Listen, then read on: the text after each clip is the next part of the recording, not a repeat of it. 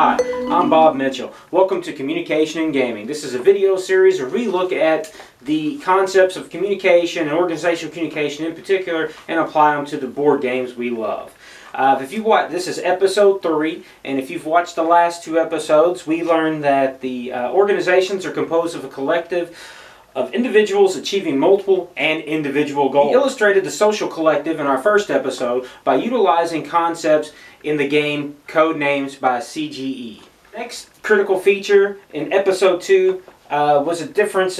We kind of looked at goals and the difference between the goals of a collective versus, or goals of an individual versus the goals of an organization, and how they can differ but end up meeting in the same place. In that we used concepts and the game mechanics from Dead of Winter by Plaid Hat Games.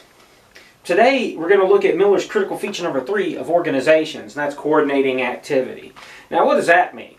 The process in which collectives meet their goal involves coordinations on an individual level and the individual's activities. It's imperative that this coordination happens so you can reach your goals as an organization.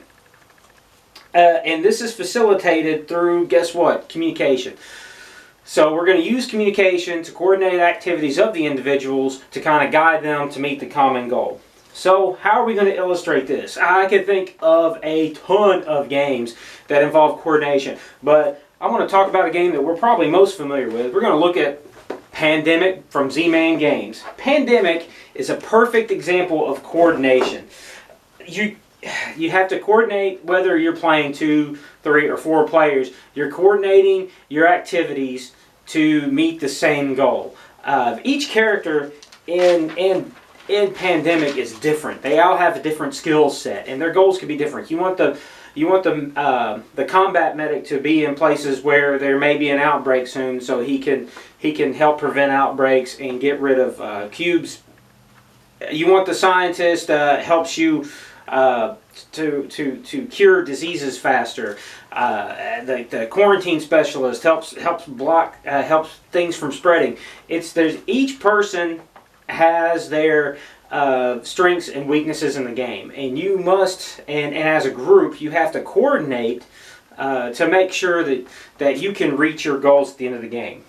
And groups that are successful in this coordination concept have a better chance of accomplishing their goals within the game. So the next time you put Pandemic on the table, take a minute and think about how you coordinate before you even start the game.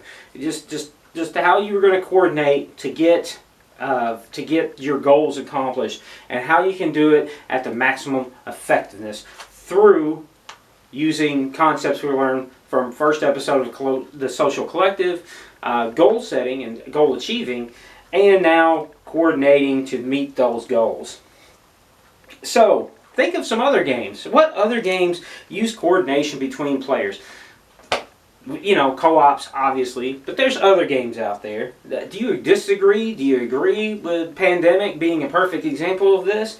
Post your comments below. Let me know what you think. So I'd like to thank everybody for their time in watching this episode of Communication and Gaming. I will hope to have another episode up soon. So until next time, I'm Bob Mitchell, and you have been watching Dice Guild Gaming.